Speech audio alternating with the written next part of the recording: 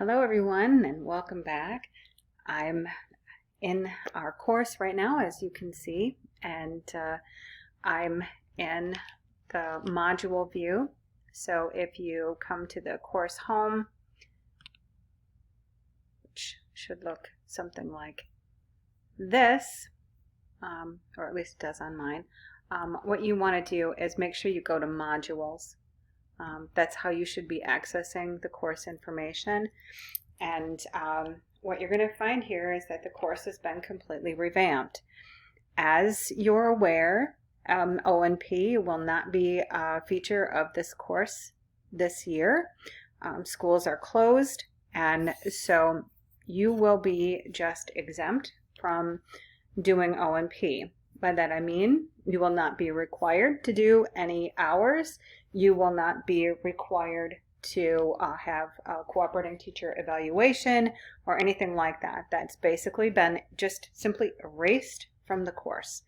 So along with that, you will not be responsible for recording your instruction in your assigned classroom. So that also has been crossed off. However, we're going to have some other activities that are going to help you develop some of the skills that you would have been developing had you been in the classroom, although we're going to do it a little bit differently. One of the things that I'm going to have you working on as we move forward is you're going to be thinking about how to teach virtually, as every other teacher on the face of the planet seems to be doing right now. I do want to draw your attention right here. If you scroll down and you see this current issue, teaching remotely, I did include this. I thought this might be kind of fun for you guys. This is a compilation of it's a compilation of some of the attempts teachers have made with their virtual teaching. Some of them are really fun. Some of them are, like this one right here, the Zoom class fail compilation. There's a lot of profanity and drug references, all those sorts of things. If that may offend you, don't watch that. But the other ones aren't so funny. They're more informational and actually kind of fun to watch. But these are teachers who are talking about how they're doing remote teaching. And I would like you to pick a couple of those and watch them, because the final project that we're going to be working on step by step throughout this semester will be you developing some instruction that will be taught virtually. And we're going to start with this week's module. And this week, I will have you, here are the instructions, overview and instructions for this week. This week we're going to start working with a classroom simulation that I created. And the classroom simulation contains the student information and the school context information for the school that we will be simulating working with. So if you click this link right here, it will take you to the classroom sim. And when you're in here, you'll see the challenge. It's your first year. And so what I've done with this is, I know that there are some of you who want to be elementary teachers, and that's great. I designed this so that it's very generic. Your license will eventually at some point be K through 9, and so you would be qualified to teach 9th grade. So I don't feel like this is too much of a stretch for those of you who are going to be elementary education teachers. Also, I'm teaching you processes here and ways of thinking, ways of looking at information, and ways of designing learning that are generic enough that no matter what context you're in, you can apply them. It's very transferable to any discipline or any grade level. So What I want you to do this week is go through this classroom sim and take a look at the school overview here. So you're a first year teacher, and this tells you a whole lot about the school and what's going on with the school. It tells you what's going on academically. It tells you different initiatives that are going on, a STEM initiative, a math initiative, social studies. There's some things going on there. English language arts, some things going on, music program, health and PE, sports, business education. And then there are some curricular developments that are going on. And I need you to read through all of this.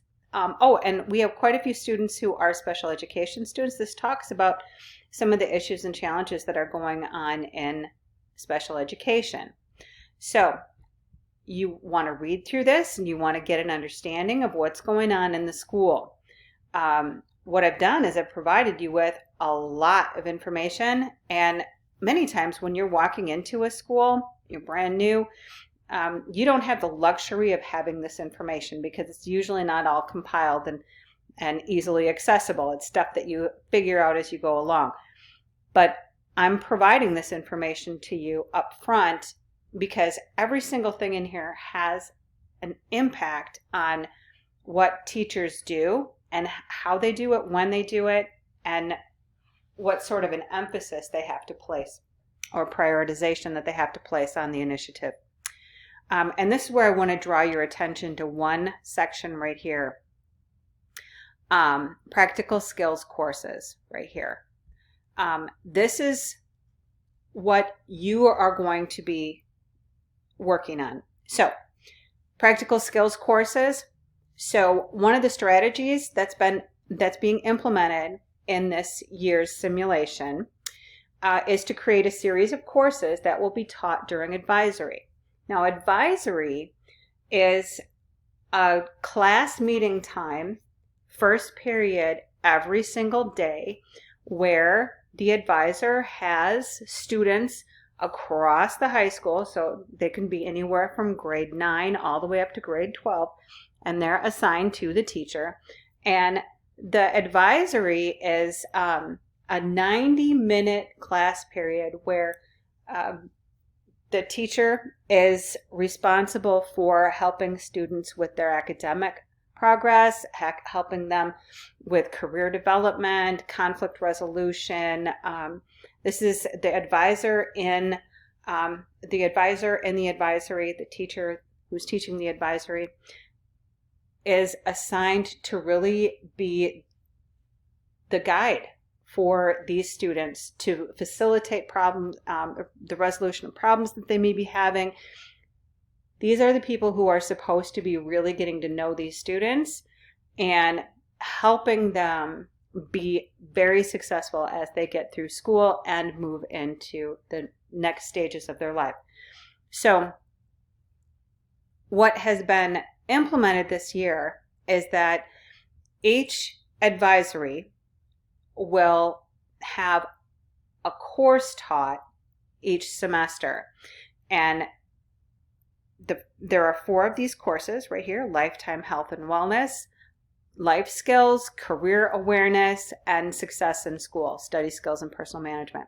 So the 4 courses that will be taught, and each teacher will be required to teach one of the 4 courses during the first semester and one during the second semester, which means that you would essentially be teaching 2 of those 4. The course will be taught during advisory, which means the first period of each day, you would be teaching this course for 90 minutes. Although the grouping of courses has been talked about a great deal, students are quite skeptical about the usefulness of these courses and question how valuable they'll actually be. A lot of them are referring to them as, really blow-off classes and that sort of thing. Several parents also question the value of these courses and petitioned the school board to block their implementation. The issue at the center of the parents' concern is taking up an entire class period for a course that many believe their specific student doesn't need, only other students need, and which they perceive as also detracting from their students' ability to take an additional AP course or other college preparatory type course. So there's a lot going on around these courses. The stakes are high. They need to be great courses. And the teachers are really aware of what's happening. And so they've been working with an instructional coach to implement student-centered learning and including project-based learning and virtual learning. So they're going to be teaching, they meaning you, are going to be teaching these courses in a blended delivery mode, meaning there will be some face-to-face instruction, but the majority of it will be virtual. And so these students will not be required to be on the school's campus on those virtual meeting days. And a lot of the parents have found that to be a really great way for their student to be able to have additional time to work, have additional time to focus on studying, and so on. So this has really kind of helped calm some of the parents down. Anyways, and so that's the background there. And I'm going to give you a little overview of this site. So here is, like I said, the overview of the school. Here is the instructions. And then you'll go into the student profiles. And I have assigned each of you a roster of students. I'll show you where that is in just a minute. But each of these pages here, all the way down to, so I started working on an elementary school class and it just didn't work for me. But, so the class rosters, or the student rosters, go all the way down to Allison Reynolds. So anywhere between there. And you'll see right here, I've got Stephen Hyde up here, and he has his description here. And there's a lot of information. Well, I should say the information varies from student to student. So some of this is going to be really valuable to you. Some of it is just gossip. And this is very authentic to the kinds of things that you will collect over time about your students as you are in the field. Some of it will be helpful to you in planning instruction and working with the students, and some of it will just simply be gossip that you need to tune out. So for each student, and here's another, right, you just scroll down, there's a little bit of information there. Let's go to Brian Johnson. Here's Brian. So here's some information about Brian and some pictures that were taken. Okay. So there's backstory, and hopefully you'll find this a little bit entertaining and lighthearted. But that is the classroom sim.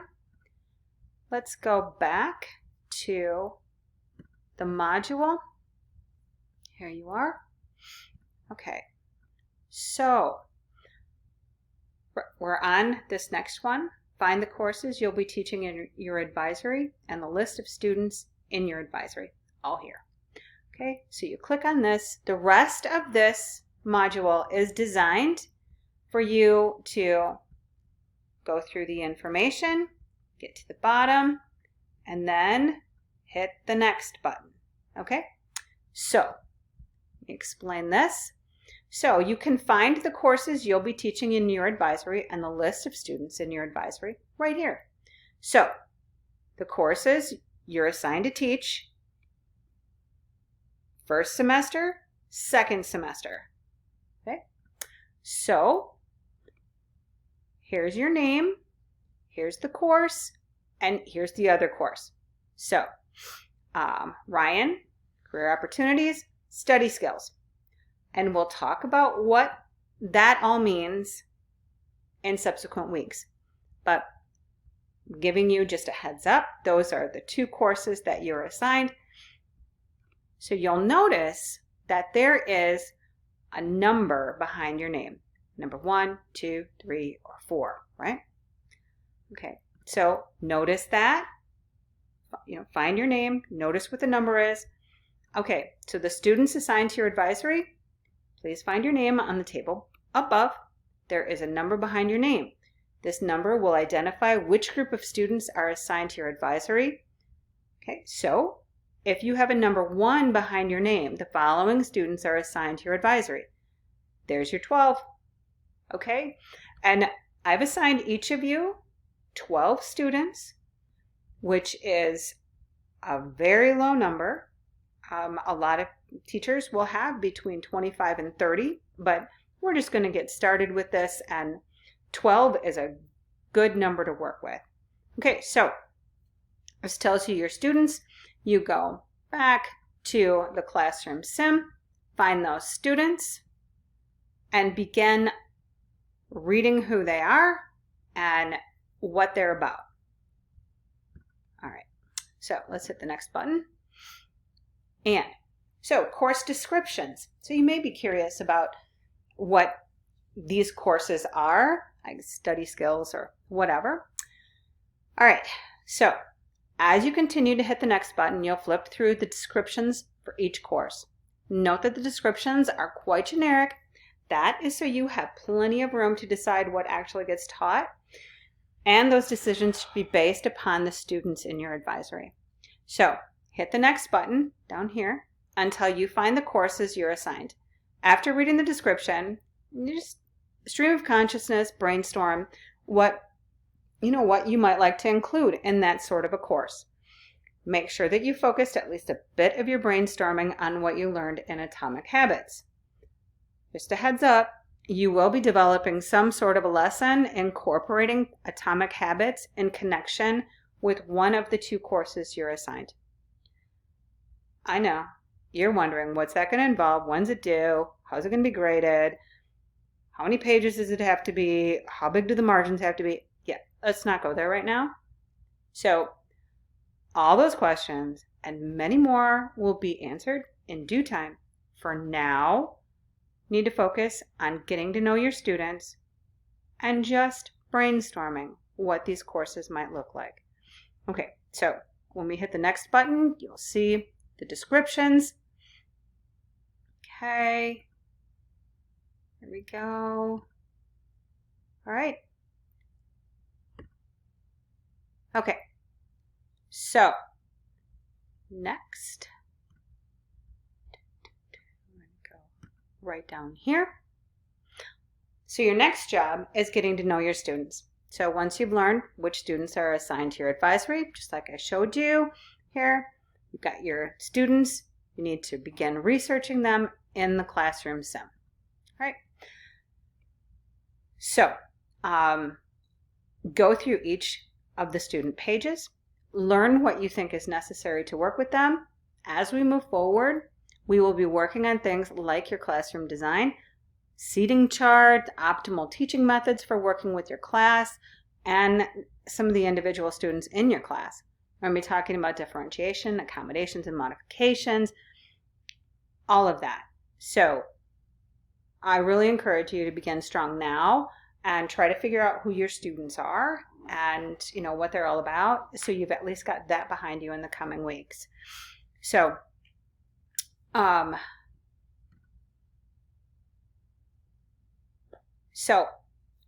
to support the work that you're going to be doing moving forward, your reading for this week, and there will be a Flipgrid coming up towards the end of the week, but your reading this week is a chapter that focuses on curriculum and instruction. And this chapter is absolutely critical foundational information that you need. I mean, you really need to know this stuff as you move forward in your next education classes.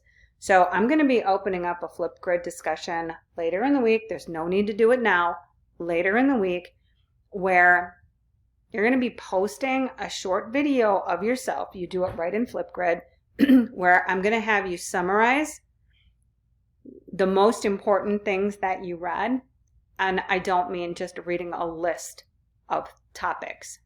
I mean actually summarizing the things that you read and showing us all the wonderfully detailed notes that you took on the reading. So the Flipgrid post will be due on Monday, April 6th. Like I said, I'm going to open it up towards the end of the week. You need some time to do your reading. I want you to note that you are creating this post just for me. I am your audience, so don't feel like you have to reply to any other posts. And if you hit the next button, you will have access to the reading, which is right there. So you can download that if you'd like, and or read it here. It's up to you. We'll go back to the modules here. So for Monday, April 6th, we will be starting each of our weeks on Mondays. You should be beginning the classroom sim, getting to know your students, getting familiar with the school, trying to understand the situations and the context of the school. You should be reading this chapter 12. And you will have a Flipgrid that needs to be done by Monday the 6th as well. Now, I know some of you like to work ahead, and I'm going to caution you that, yes, I have other modules up, but these are absolutely still under construction. And if you go in and start doing the readings or watching the videos, I cannot guarantee you that I'm going to continue requiring it or that it's even going to be there the next time you come. So if you want to work ahead, you go right ahead, but do it with the idea in mind that, you know, I may change some of this. So for example, student-centered instruction and practice, I've got a really awesome video here. I may add some extra ones. Here's another video on classroom management in a student-centered classroom. I may add some additional ones here or change this out. So, you know, if you're gonna, just be careful and don't be upset if I make changes. I'm letting you know right now that this is still under development. So what can you expect moving forward? You can expect that every single week we will have a reading, an activity, and some sort of thought activity that you'll need to do in addition. I will have information on the instruction that you'll be designing in the next 2 weeks. And until then, just focus on what you've got in front of you. No need to be anxious. Absolutely no need to be anxious. We're going to all work through this together, and everything is going to work out just fine. All right. So, as you know, you can email me if you have questions. Yeah, post a note if you have questions and email me if you have any questions. Okay. Have a great week.